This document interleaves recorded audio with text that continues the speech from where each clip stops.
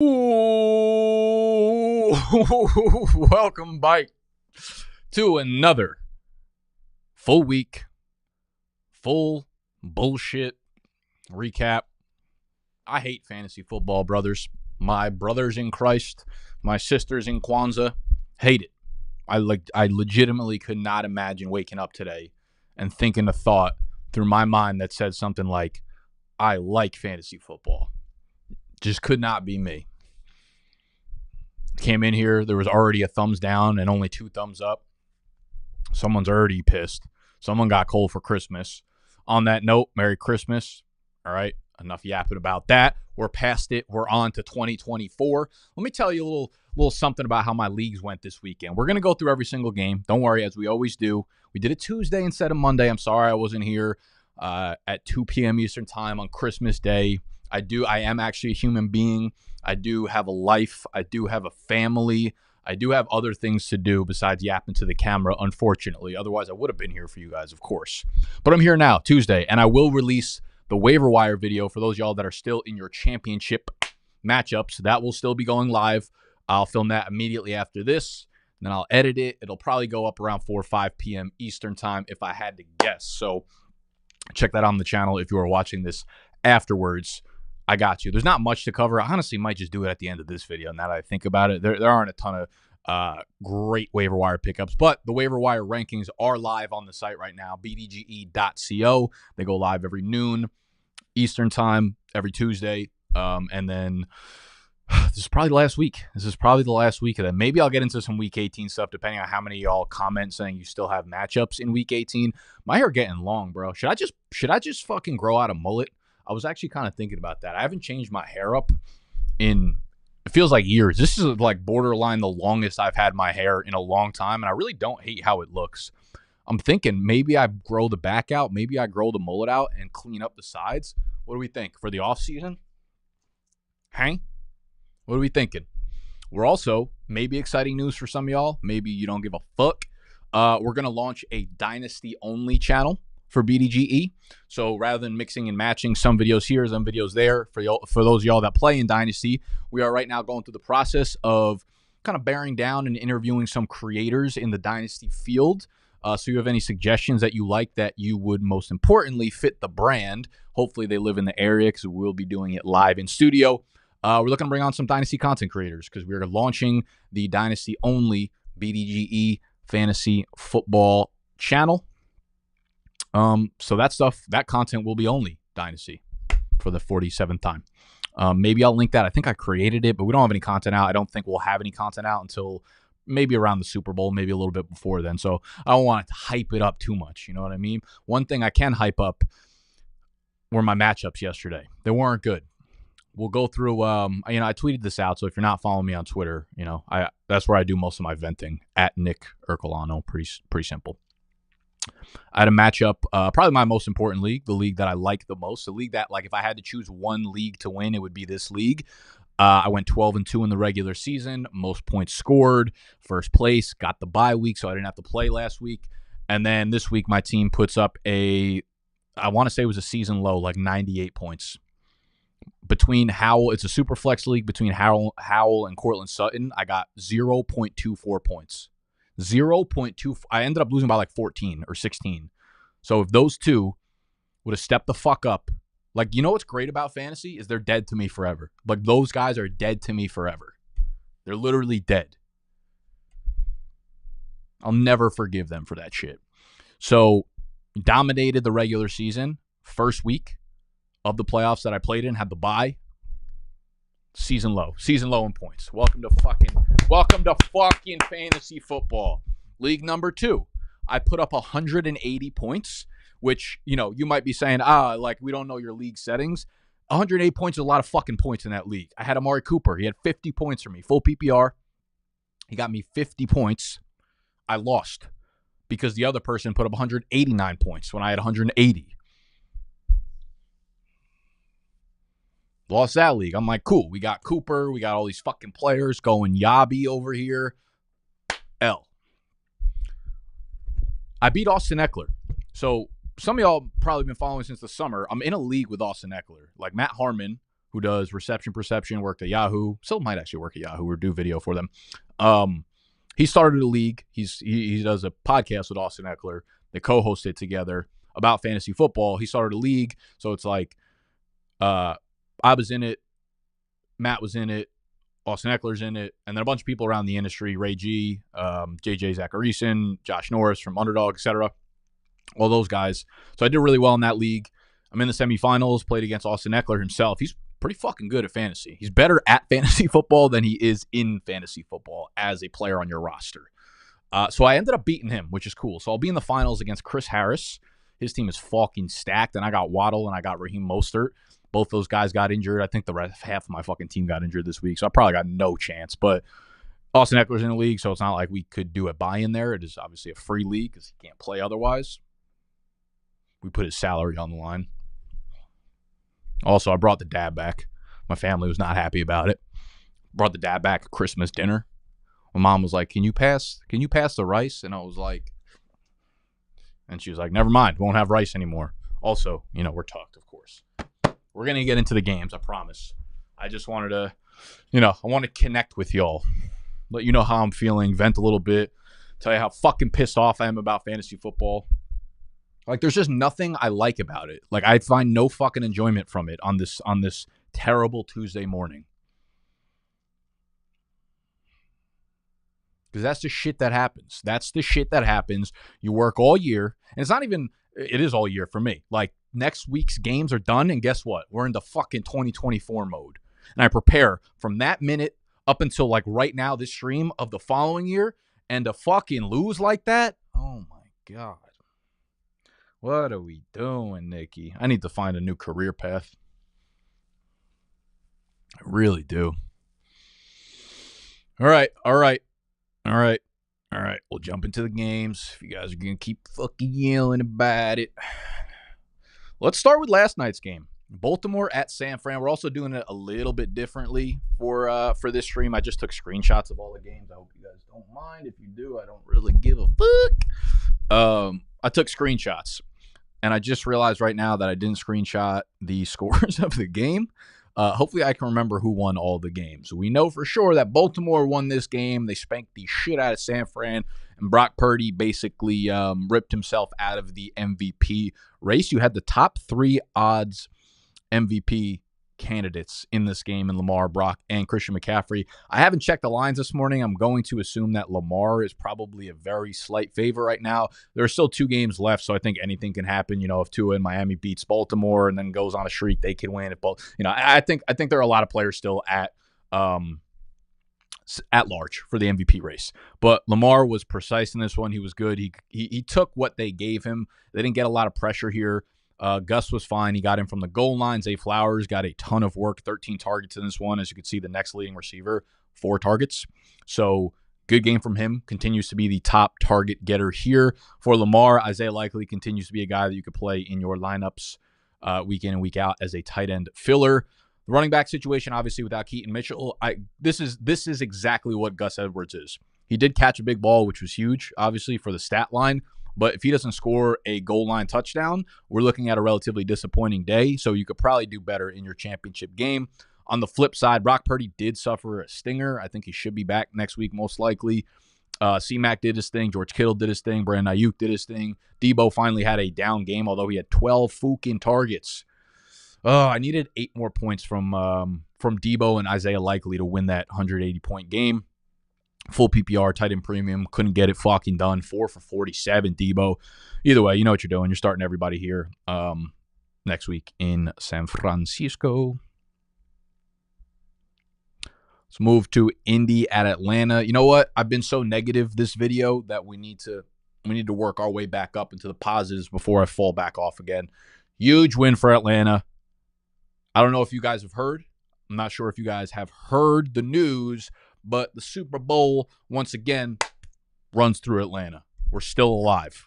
We're still alive, baby. And this is how you stay alive. You play against a backup quarterback who has no wide receivers alive. That's how you stay alive. That's Atlanta Falcon football, baby. Sorry. I might have taken some Adderall this morning because we're moving office spaces. like within, wow, this is happening really soon, which I'm really fucking excited for. Moving office spaces. So you will be watching videos from me come, let's say like 3 weeks from now with a new set. We're probably going to keep it as similar as we can to this, but we'll be in a new office. So I've been packing up. We have so much shit in here. We have so much shit in here. It's like y'all have moved apartments before. Or even houses, right? I forgot. I've lived in the city, New York City, for too fucking long. I forgot people live in houses, and I can't imagine what the packing for that shit is like. But y'all have moved. And it's like one of those things where you just keep like packing stuff, and then you pack the fat box. You're like, this shit weighs 200 pounds. I put so much in here, and then you turn around, and it looks like nothing was packed. That's what the Atlanta Falcons run game is. It's like we just chip away. And we chip away, and we chip away, and we look back, and we're like, Bijan, Algier, Patterstein, carry. And we look back, and we're down by fucking 17 points. Story of my life right now. So that's a case in point. I think that's probably why I took Adderall, because when I take Adderall for some reason, well, not for some reason, if anyone's ever taken Adderall, you know you just get into zones where you just start cleaning shit. It's like, it's fucking insane. Like, you take it, and then 2 hours later, your apartment, you turn into a professional maid. Turn into a goddamn maid. That's what I was today. So I've been packing shit up.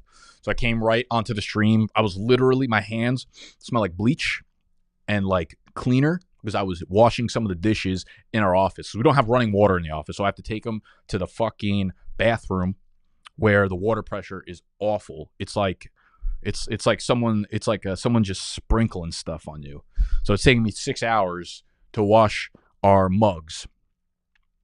So I went right from that into this, which is why I was like 92 seconds late. Let's breathe, Nicholas. You guys are really getting a ridiculous last stream.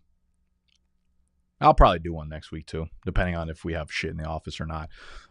Good game for Bijan because he did get it done through the air. Taylor Heineke gets us the win. Algier gets into the end zone, but it wasn't like a goal line touch. It was a 31-yard scamper. He looked pretty good on it.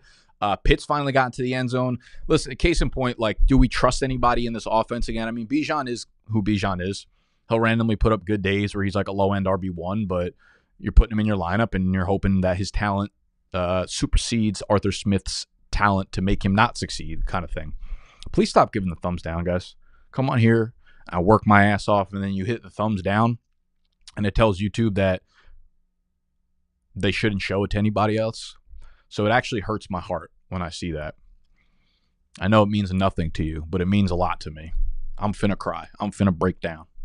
I'm finna break down like a shotgun. All right. Do we trust Pitts? Like, not really. I would start many people over Kyle Pitts next week in my championship game. I'd probably start like Tucker Kraft. I feel more trustable in him. He only had 4 targets in this one. Not great. Drake London had a down game. Started Drake London over George Pickens in a matchup. Those two I've been going flip and flop back to the last 3 weeks, and I've been wrong every time. One of them has had a monster game every time, and I've never picked the right one. It's incredible. It's fucking incredible fantasy football. You can't make this shit up. That's why they call it fantasy, because it's fucking stupid. We should shut it down. You know what movie I was watching yesterday? Fucking Whiplash. With the dude from Spider-Man, you know, the newspaper guy, and he always, like, when he's telling his band to stop, he just fucking hits him with a whoosh, like, whoosh. I'm going to start doing that around the office, I think. I'm going to walk in and be like, J-Mo, you finished that video? And he's going to be like, yeah, I'm working. I'm whoosh, fucking. Okay. All right. Style it back in. Flip side, Gardner Minshew. Terrible game. Not a great game, but they play much better at home. And they do have a home game next week against the Las Vegas Raiders, who had an upset over the Chiefs, but much better opponent at home. So Minshew streamable. Jonathan Taylor, without Zach Moss, he didn't play well, but he got into the end zone, and he took the majority of almost all the work in the backfield. As you could see, 18 carries, Tyler Goodson, 1 carry, Trey Sermon, 2 carries. So depending on whether or not Zach Moss is back, I don't think it matters much. I think Jonathan Taylor is probably going to receive about 80% of the carries for this team right now. We hope that Michael Pittman is back for championship week. He's another guy that probably fucked me in my championship because I had him and I started him over someone else who played on like Saturday or whatever, and then he got randomly ruled out, so then I had to put in some whatever. I'm done complaining, I promise. Only smiles from here on out. Michael Pittman, yeah, hopefully he's back. He had the concussion symptoms randomly pop back in on Saturday, which doesn't make me feel great about it because if you think about it, it's almost like the same timeline from just having a concussion on like a Sunday, or it's like you got a week to clear from when you started having concussion symptoms. So I don't know. I'd probably put him at 50-50, but I don't really trust anybody else in this offense. Maybe Josh Downs because the passing environment will be a little bit better at home. And as you can see, he saw 9 targets in this one. Didn't turn him into shit, but he saw him. 9 out of 37 attempts, which is like a 24% target share. You could do worse, but you could probably do better. You could do worse and better than both of these teams as a fandom. Washington versus New York Jets. Again, Sam Howell, absolutely dead to me. Gets benched at halftime. Jacoby Brissett comes in and leads them to a huge comeback against the New York Jets. Chris Rodriguez scores I didn't even realize he scored 2 touchdowns. Chris Rodriguez gets in twice. Obviously, Brian Robinson is still dealing with a hamstring injury, which is unfortunate because he probably got a lot of people, or at least helped people get to the playoffs, and now he's been out, and Chris Rodriguez is getting the goal line work. Antonio Gibson not really involved in the passing game at all, which is what we thought was going to happen with B-Rob out. Terry plays all right. Logan Thomas plays all right. Dotson and Curtis Samuel kind of disappeared in this one. So, again, just really hard to trust anybody in this offense. I don't know who's going to start next week. Is it Howell? Is it Brissett? Howell's gotten benched twice now in the last 2 weeks, 2 games in a row. So, I don't know, because all year they've been talking about how, like, oh, he's the quarterback of the future, but that kind of feels like Ron Rivera pretending like he found the quarterback of the future just to save his job. So you bench a guy 2 weeks in a row, it kind of feels like they're probably going to go with the other guy. They play San Fran next week, who are probably going to put up a lot of points on them. And in return, Washington's going to have to score a lot of points. So Terry's like a wide receiver 3, I think. I think you could probably start Samuel again as more of like a desperate flex guy, but I'm not excited about anybody in this one. On the flip side, Trevor Siemian played well enough to get Breece Hall cooking. Huge game from Hall. 190 total yards from scrimmage. Holy fuck, 16 targets. He saw 16 targets, which was almost a third of Trevor Siemian's 49 attempts. You're talking about a plus 30% target share from a running back. He goes 12 for 96, 20 for 95 on the ground, 2 touchdowns. That is like, how many PPR points is this? That's 19 just from yardage. You got 12, 31 from touchdowns, plus 12. So you're talking about 43 points for Breece Hall in PPR leagues. Unbelievable performance. Makes me feel good, but they play Cleveland next week. Obviously a tough defense. They're on the road. So you're starting Breece Hall, but we're not expecting this type of matchup again, obviously. Garrett Wilson, 15 targets. Maybe that's just the formula of Trevor Siemian. Say, hey, we're going to run 70 plays. Half of them go to Breece Hall and Garrett Wilson. That is it. So, yeah, I don't know. Fuck them. Let's go to New England at Denver. I wish we didn't have to go to it. Disgusting game. Zeke gets in the end zone again. 9 for 33 through the air. So he ends up getting 21 touches. He ends up with 60 yards. He ends up with a touchdown. So he gets home for you if you started him in your lineup, which he's been a great, just a great start since Ramondre's gone down. And you continue to start him if Ramondre continues to be out. Demario Douglas gives you 5 catches and anywhere from 45 to 75 yards every single week, so you know what you're getting from him. You don't start anybody else on the Patriots. On the flip side, just a gross performance from Courtland Sutton. Dead to me. Absolutely dead to me. Finally had his first down game of the season, of course. I haven't even, in the one league I really started him in, I think this might have been the first week that I actually started him in that league. Because I have Tyreek Hill, Michael Pittman, and then C-Mac, Alvin Kamara, Brian Robinson, Eckler. So I've been filling those guys up with my running backs and my flexes. Courtland Sutton, first week I fucking start his dumbass. This is what he does. Russ ended up having a good fantasy day, though. 238, 2 touchdowns through the air, 4 for 20 on the ground. Javonte does get into the end zone, but disappointing day all around. He's really, really struggled producing on the ground. So he's kind of like touchdown dependent at this point. Denver does play the Chargers next week, which is probably the easiest matchup for fantasy players in the NFL at this point. So, yeah, I'll start Russ. Yeah, I'll start Cortland Sutton if he's still alive, because I might kill him by the end of this video. And I'll start Javonte, too, against the Chargers. They clearly want to get him going. I think it'll be next year when he's really, really fully back, 2 years removed from the ACL, full off season, whatever, all that kind of stuff. I'm not like fully sold on him being an RB1, but I think for next week they have the matchup. I think they'll let him rip. So Javonte, probably a low end RB2 for next week. Vegas at Kansas City. Las Vegas upset the Chiefs.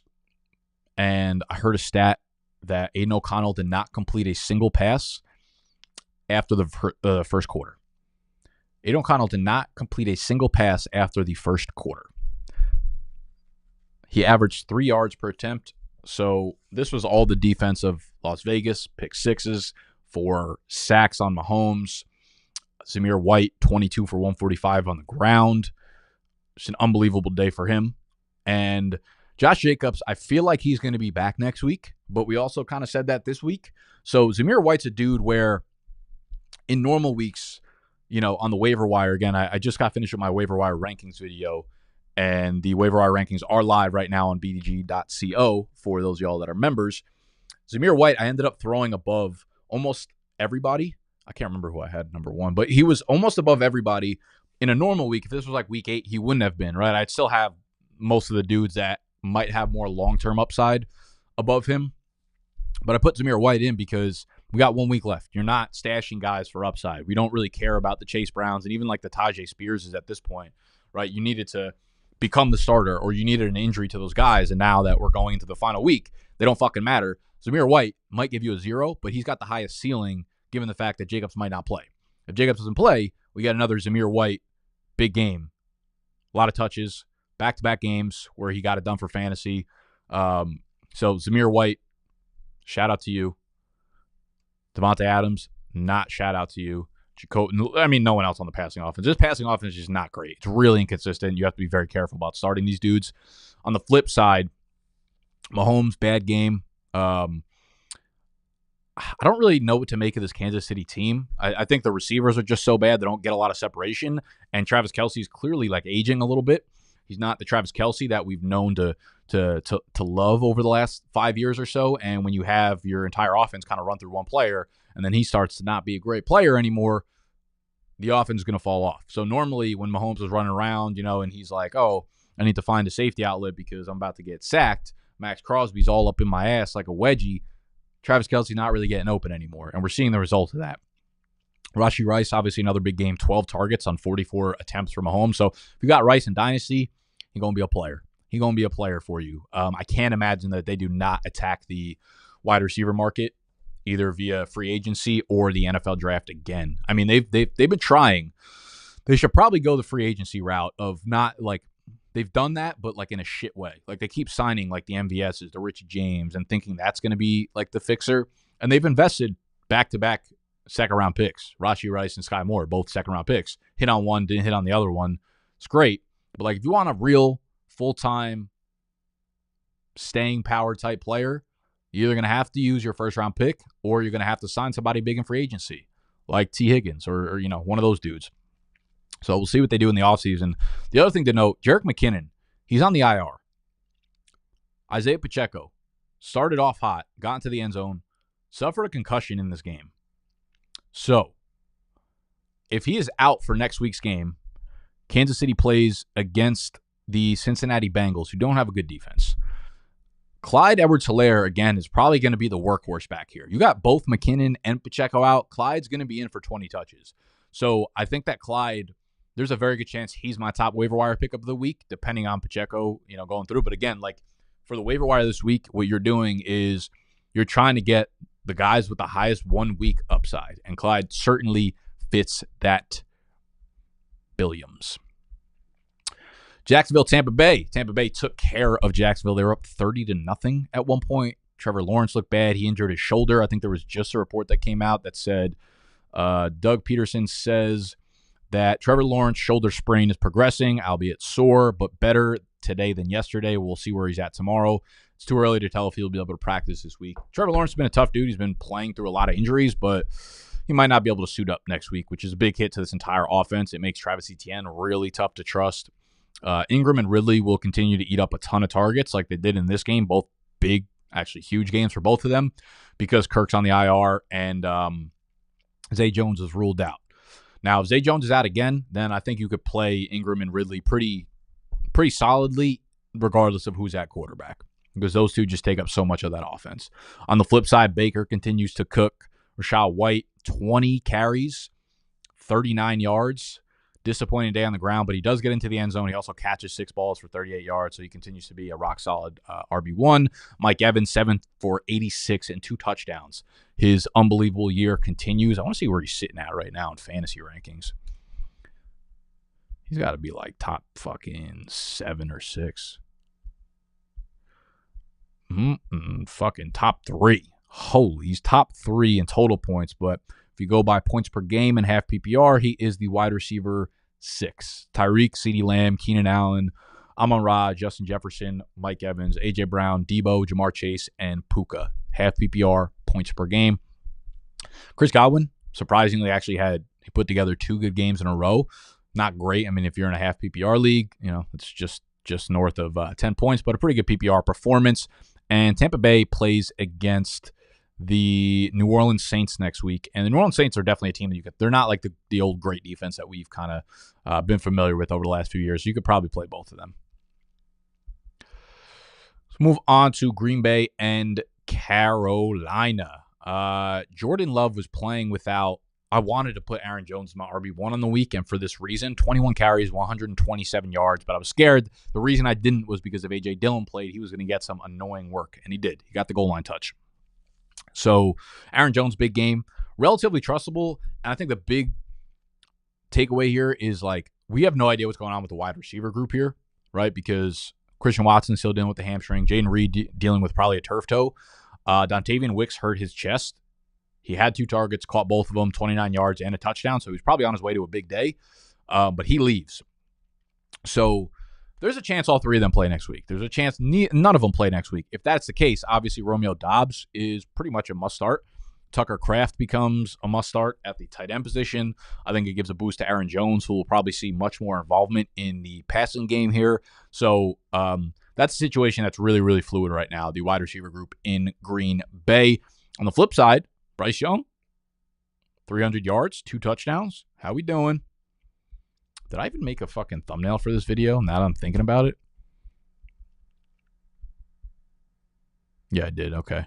How did I forget that? It was actually a fucking fire thumbnail. Cool. There it is. I was working on a thumbnail.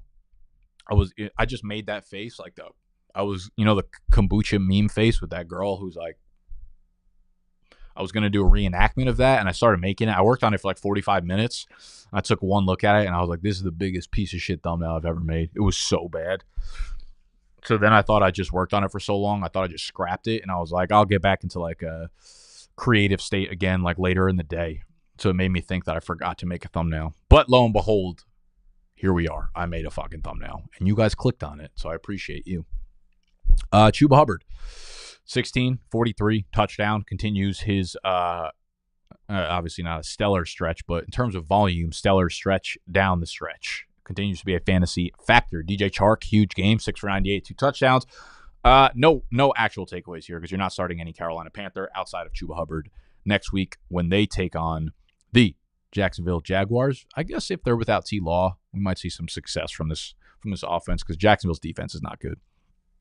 But Chuba's pretty much a must start at this point. Detroit, Minnesota. Shout out Detroit. I need some water. My throat's on fire for some reason. Give me 60 seconds or so, and I'll be right back.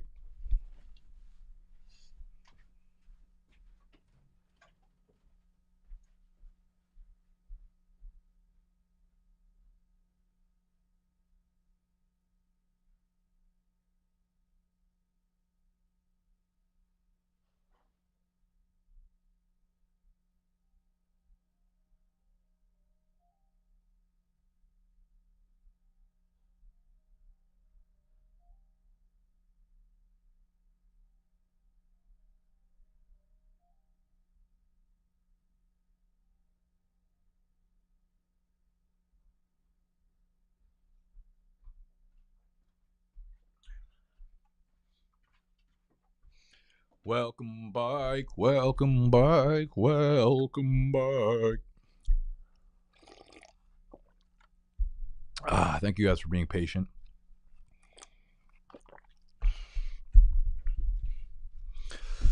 Detroit. Goff gets it done. Both running backs get it done. Jahmyr Gibbs, 1582 on the ground. Montgomery, 1755-1. Amari, 12-106-1, 14 targets. Good Lord. Like, this is the box score that I'd imagine the front office of Detroit pictured in their mind after leaving the NFL draft. Jahmyr Gibbs, that boy is good. Good God. He is good. 7 targets also, second behind Amon-Ra. Doesn't do much, but, you sprinkle on 4 or 5 points in fantasy through the air, along with that rushing line, you're going to give some people problems. So Gibbs, he's an RB1 next year for sure. I know so many people will make the argument that Dave Montgomery's still there.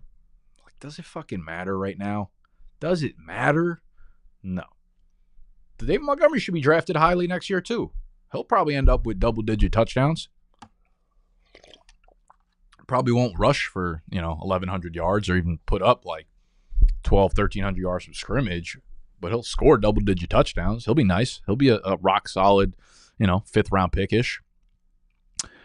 Amon-Ra, GOAT, Jameson Williams, continuing to be more and more involved in this offense, but he's just been living on the floor. He's not really making any big plays, so you can't trust him. Disappointing day from Laporta, but that's kind of the ebbs and flows of the tight end position. You don't really know what you're ever getting, but Laporta's one of the few guys that does give you crazy upside at the position. We look at the other team, Nick Mullins, terrible, 4 interceptions. Ended up going over 400 yards, but this wasn't it. I thought Josh Dobbs was going to come in at halftime. He doesn't. Mullins finishes out the game and puts up some big stats, mainly because Justin Jefferson's fucking ridiculous catch radius. Huge game from him, 6, 141-1. So if you drafted Jefferson, you made it to the semifinals. This was finally what you drafted him for, and he probably propelled you to the championship. Now, there are a few injuries in this game. We've got TJ Hawkinson with a knee injury, and we've got Jordan Addison with an ankle injury. Both of them do not seem to be insignificant. Also known as, both of them seem to be ones that could keep them out of next week. If that is the case, KJ Osborne tops the waiver wire pickups at the tight end or at the wide receiver position for me. They play against Green Bay. It's a big game. They're playing at home. This passing offense put up stats, no matter who's really at quarterback. Jefferson will probably go for a $180. But behind him, Hawkinson, Addison been eating. If they're not getting it done, I even think Brandon Powell's not a terrible pickup. You could do worse in PPR leagues with him at your flex, I think. But KJ Osborne, he made some big time plays, man. He's been a real part of this offense when they've asked him to. So with them two on the mend, be very, very, very focused on the injury reports for the Minnesota wide receivers. Running back, Ty Chandler, terrible game, 8 for 17, but he does get into the end zone, doesn't catch a single pass. Alexander Madison, random report kind of came out and said that he was going to play, less than 100%, gets 2 carries, -1 yards, does not catch a pass either. So you're talking about 10 running back carries in this game to 36 passes, but that's what happens when Detroit kicks your fucking ass. So, not much to take away here. I would play Ty Chandler again, I think. Obviously feel a little bit worse about him, and Madison will be a little bit healthier next week, but I still think he's a low-end RB2 because we've seen good games out of him. Let's move to Seattle at Tennessee. I don't think anything big really to take away from here. Seattle edges them 20-17, I believe was the score, because I had Tennessee +3. That didn't fucking do anything for me. Derrick Henry had a big game, 16 or 19 for 88 and a touchdown. He also catches a pass. So he goes 99, 20 touches, touchdown. That gets it done. Tajay Spears, 9 for 40 on the ground, 5 for 27 through the air. So unless you're playing in a full PPR league, you really can't trust Tajay Spears at all. Chiggy had a random big game. Can't trust him. Treylon Burks, D-Hop, both absolutely busted. Tannehill played in this one. Didn't play great. Played whatever. I believe Will Levis he's fighting to come back next week and play. And they play against the Houston Texans, who should probably have C.J. Stroud back. So I don't trust. Actually, I want to look at the stat lines of DeAndre versus the Texans 2 weeks ago, because they played the Texans in week 15. DeAndre had 9 targets, but only had 21 yards on those 9 targets. So that wasn't great. I believe this might have been a big Noah Brown game, if I remember correctly. Or it might have just been a big nobody game on the Titans. Yeah, it doesn't fucking matter. Yeah, I don't think I want to play anyone in the Titans passing game, regardless of who plays. I'll play Derrick Henry, even though he got pretty absolutely stuffed by the Texans last time around. He's Derrick Henry. You know what it is. You know what it is. Joe Flacco leads the Browns to another win over the C.J. Stroudless Texans. They're in the playoff hunt for sure. They're looking good. They're looking ripe. They're probably going to get in. But the storyline of the entire week was Amari Cooper. Amari Cooper, 11 for 265, 2 touchdowns on 15 targets. Imagine having him in a PPR league and losing. I don't have to imagine it because it fucking happened to me, and I'll never recover from it. It's just fucking insane. How, Sway? Flacco, though, 368, 3 more touchdowns. So this man has started 4 games for the Browns. He is averaging 327 passing yards so far, and he's had multiple passing touchdowns in every game so far. Now, they play the Jets next week. They're at home, though, and I think I'll probably get a lot of questions about whether or not to play Joe Flacco. And at this point, we're probably just overthinking it. I know the Jets' pass D is great, but Joe Flacco's been fucking phenomenal. I'm just not going to overthink that one. Those stats, 327, multiple touchdowns in every game. Just insane stats. Jerome Ford gets in on the ground. He hogs the backfield, 15 carries to Pierre Strong's 5, Kareem Hunt 7. He gets in the end zone as well. So does Kareem Hunt. There's really nothing getting going through the air for the running backs. It really is, start Cooper, start David Njoku, and start Joe Flacco. I'd be fine starting Jerome Ford again. The Jets' run D is not phenomenal by any means, and Jerome Ford seems to be the guy back there. On the flip side, Devin Singletary continues to be the guy. Only goes 9 for 44, catches 3 passes for 19 yards, but he's clearly top dog in the pecking order. They play against the Titans next week, which is a very tough matchup, but I think we saw, let me see what Devin Singletary did in that game. You know what? I could probably just pull that game up because I keep going back to the box scores and not having it ready to roll. Give me about 11 of them bitches. Devin Singletary, 26 for 121 on the ground, 4 for 49 through the air. So if that's any preview into next week's game against the Titans, yes, you could start him in your lineup comfortably. This was also the game that Noah Brown went 8 for 82 and a touchdown. So with the Houston receiving group, Noah Brown obviously needs to be picked up, started, and owned.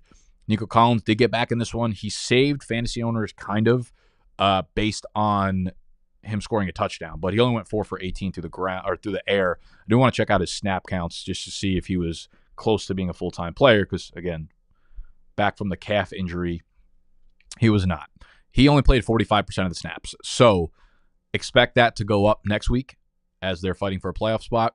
I expect that probably to jump up from 45% to, 60, 70%. And I think you could probably relatively comfortably start Nico Collins and Noah Brown in your lineups, as well as Dalton Schultz, who had another big game here.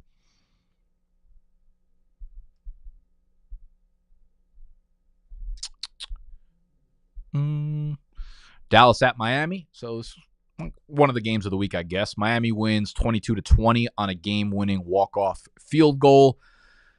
Dak played okay, 253, 2 touchdowns. CeeDee Lamb balls out, 6 for 118 and a touchdown. Fergie, 4 for 45. Cooks gets in the end zone, but only had 14 yards. So this was kind of like exactly what we've seen all year.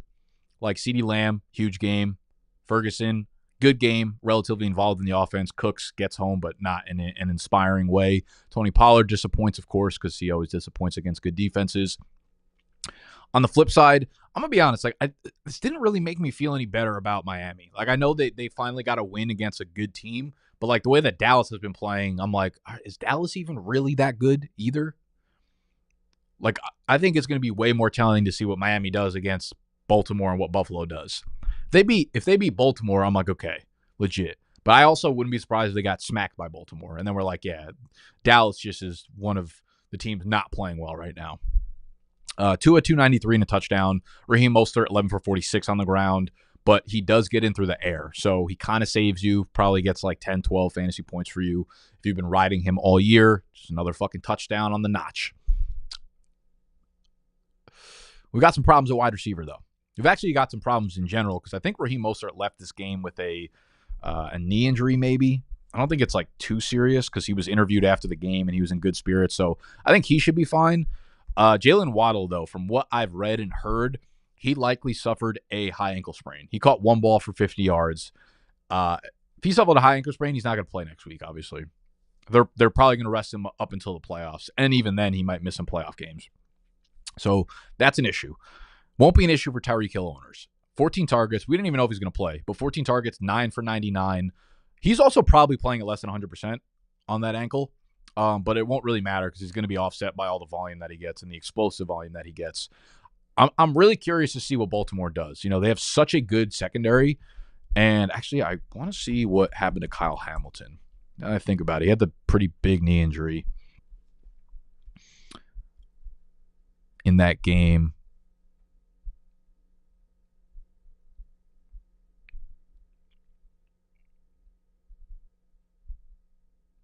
Is he just fine?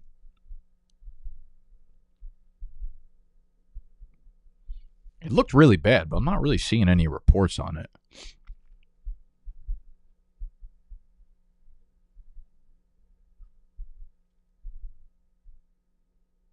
Did anyone see anything about Kyle Hamilton's injury?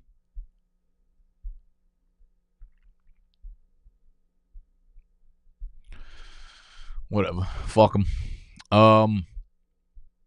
So regardless, they have such a good defense and such a good secondary. And if Jalen Waddle's out, I'm really, really interested to see how they clamp down on Tyreek Hill next week. But obviously, I mean, you're not sitting Tyreek Hill. I'm just curious. I think Robbie Anderson also suffered a concussion in this game, so there's a good chance he misses next week. Who is the next guy up? I don't fucking know. Durham Smythe had 5 targets. Cedric Wilson maybe 5 targets. He's a deep threat with a similar like completely muted, toned down skill set as Jalen Waddle, where he could be a deep guy. So maybe Cedric Wilson you look at on the waiver wire. Devon Achane 7 for 24, so another bad game from him. And you do start to question, you think about next year, going into next year, he will be a really polarizing, exciting player because the highs are so high, the lows are clearly pretty low. But we'll also have to see what happens with Raheem Mostert. Like, yeah, he had a great year, but same shit happened with Jamal Williams, and they let that man walk. Bounced. You know what I'm saying? So, hey, keep an eye on the injury report for Miami this week. It's big. Next up, we got the G-Men at Philly. Philly takes care of business. Tommy DeVito leaves the game. Tyrod Taylor comes in and plays relatively well. Saquon had a big game, so if you started him, good job. There's nobody else that you could play on this offense, so don't even waste your time thinking about it. Don't ask me questions about Darren Waller. Don't ask me nothing about nothing. Philly, Jalen Hurts, good game. Tush push, passing touchdown, etc. DeAndre Swift finally gets a rushing touchdown. Huge for the program. 20 for 92 and a touchdown. So he acted like a workhorse. Didn't catch any passes. Kenny Gainwell goes 3 for 38 through the air, but all their key players got home. A.J. Brown, 6 for 80. Devontae Smith, 4 for 79, a touchdown. Dallas Goedert, 7 for 71. So, you're starting those guys, obviously. Next week, Philadelphia plays the Arizona Cardinals. So you're for sure playing all those dudes. Nothing to overthink there. Cincinnati at Pittsburgh. I think we're going back to the Saturday games now. Saturday, Thursday. I think this was the Thursday night game. Am I tripping or was it Saturday? I don't know. Who gives a fuck? Jake Browning, 3 picks. Joe Mixon stinks. What else is new? But T. Higgins, a lot of y'all probably started T. Higgins because Jamar Chase was out in this one. T. Higgins rewarded you 5 for 140 and a touchdown. I think I saw that there was a chance Jamar Chase plays next week. But I feel comfortable enough now with T. Higgins, seeing him being really healthy, seeing him back to like an alpha role with Chase out. You're obviously starting both those guys. I've been on the fuck Joe Mixon bandwagon for about 2 years now. But they play KC, he gets a lot of volume, et cetera, et cetera. He's got a terrible floor. Like, he's just not good. He has no explosion to his game, So he'll start him. Low end RB2 in my books. Pittsburgh, Mason Rudolph. Mason Rudolph leads the Steelers to a touchdown, or to 2 touchdowns, but to a win. Najee Harris, 19 for 78 and a touchdown. George Pickens, he was obviously the story of this game. 4 for 195, 2 touchdowns. Again, sat his ass for Drake fucking London. 2 weeks ago, I played Pickens over London, or 3, whenever London had like 190 fucking yards, I played Pickens over London, Really makes you question how fucking stupid you are sometimes this game. Huge game for Pickens, which means naturally huge letdown coming next week. Realistically, listen, these recaps are for me to give you what I think matters in these games, projecting for the future. Here's a couple things at play. Kenny Pickett might be healthy enough to play next week. There are a lot of people that think Mason Rudolph gives them the best chance to win, but they're in a weird spot, Pittsburgh, like trying to figure out their quarterback situation. Rudolph's obviously not the QB of the future. They don't know how they feel about Kenny Pickett, I don't think. So despite Mason Rudolph playing this well, I don't know if he gets another start. It might be back to Kenny Pickett next week because they got to figure out what the fuck he is, So that doesn't make me feel good for George Pickens. Deontay Johnson, I like him better still going forward than George Pickens for this year. But like as you could see, his floor 2 for 15 is going to kill you. I think they're both like low end wide receiver 3s for the most part. Pickens is more athletic. He's got a higher ceiling because he could break any given play for a huge touchdown. Obviously, as we saw on whenever the fuck this game was, Thursday, Saturday, your mother's ass. Buffalo barely gets it done against Los Angeles. This was the Saturday night game. James Cook, relatively disappointing game after everyone kind of had him pegged as, RB1, 2, or 3 on the week. 20 for 70. Didn't catch a single pass after being super involved through the air in most of the last month since Joe Brady took over as the OC. Not worried about him at all. Gabe Davis has a random big game. Stephon Diggs now put together like 4 or 5. Not great games, man. We did see Uncle Lenny. They were like, it's playoff time. Let's get playoff Lenny involved. 5 for 20. I don't know. Got me excited. Anytime I can see Fat Lenny on the field, Fatty Fournette, gets me a little fucking yacked up. Gets the traps popping. Cool, I guess. Not like I took Latavius Murray anytime touchdown scorer. You did? You said you did that? Oh, couldn't have been me. Definitely not me.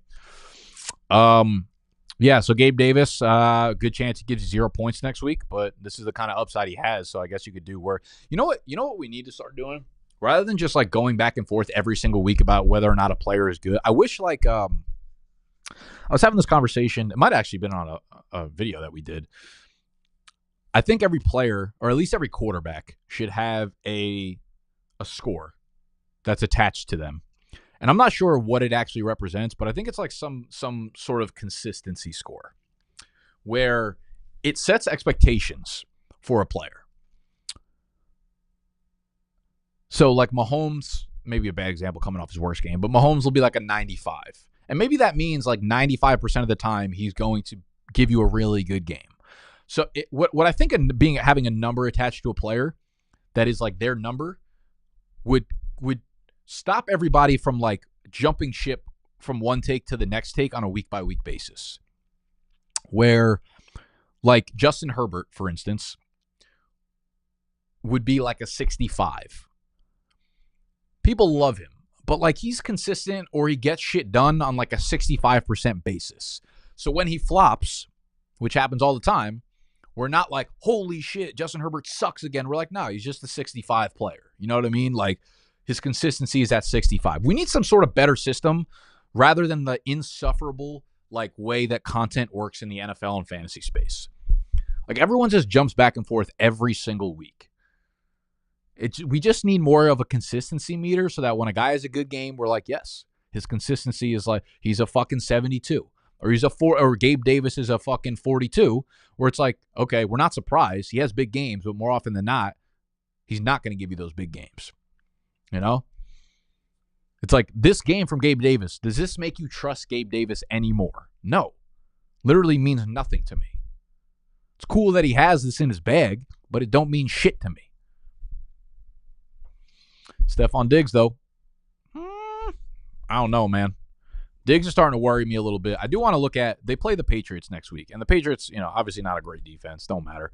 But I want to see historically because they play twice every year. So I'm imagining that the defense that Bill Belichick conspires against the Bills is probably relatively consistent. And it probably leads to trying to target Diggs a little bit.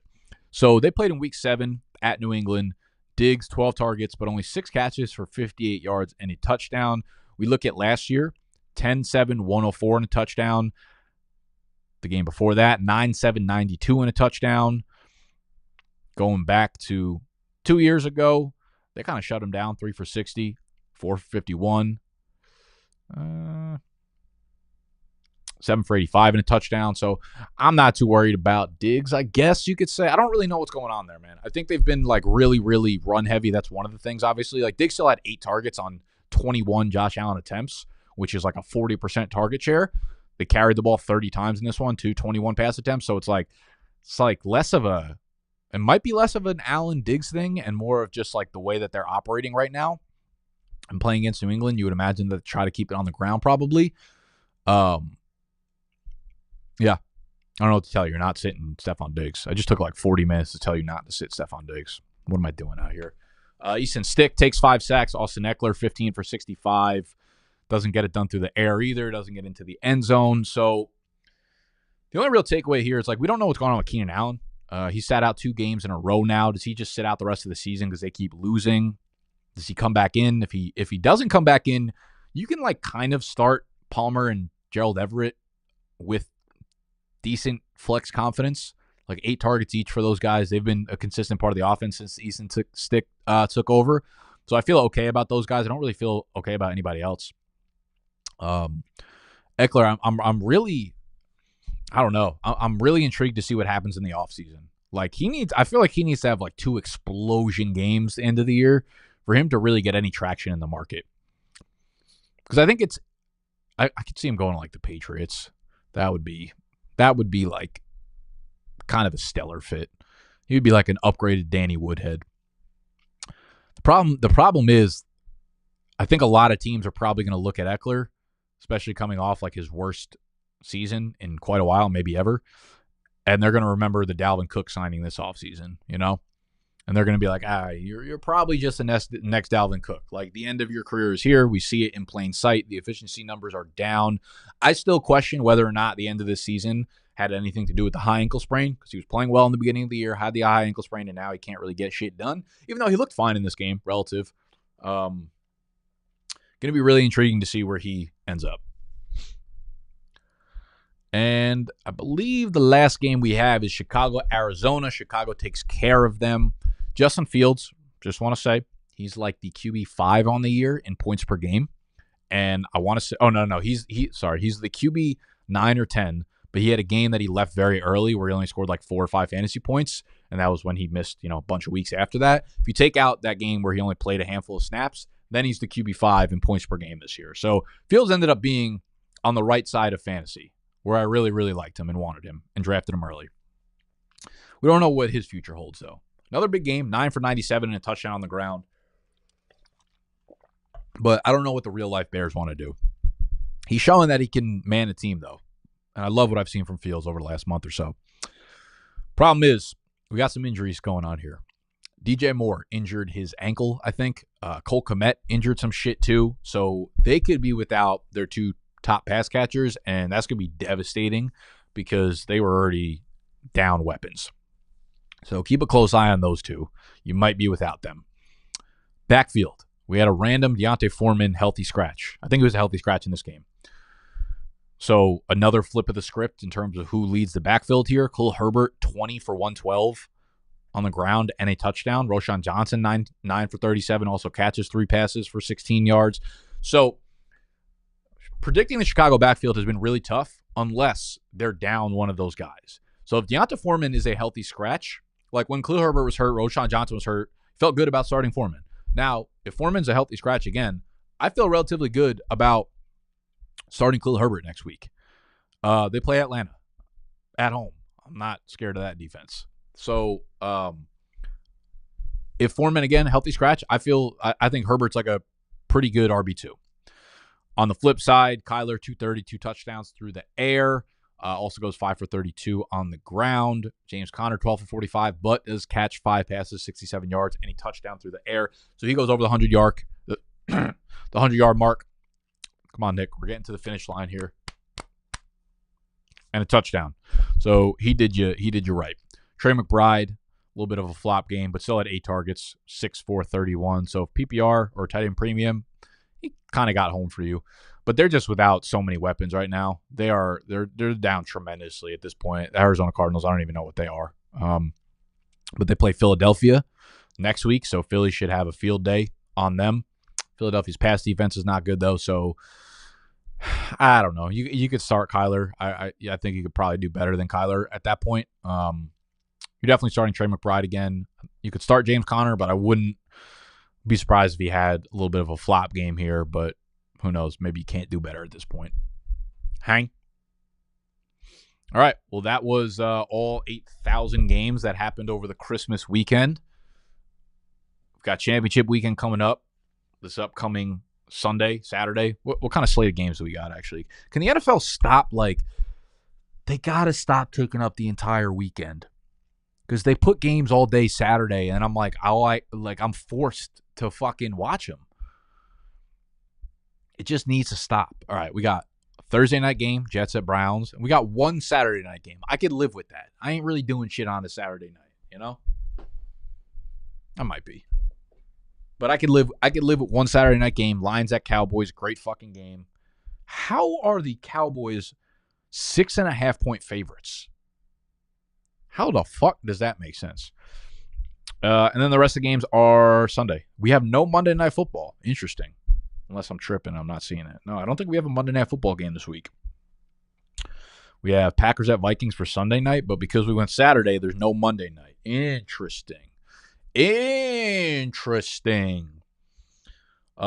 So as always, if you're in your championship matchups, I do a Q&A. It's a private Q&A only for Big Dog members, which you could sign up for on BDGE.co. BDGE.co will get you access to the membership, which gets you access to our waiver wire rankings, our weekly rankings, and our private Q&A. In the offseason, we will continue to do a lot of dynasty-focused stuff. So we'll have our dynasty rankings. We're working on a trade calculator, and we'll probably dive into Q and Assault for the dynasty heads. But we will be launching a dynasty-focused only YouTube channel. Stay tuned for that. I love you. Thank you for hanging out with me. Hang.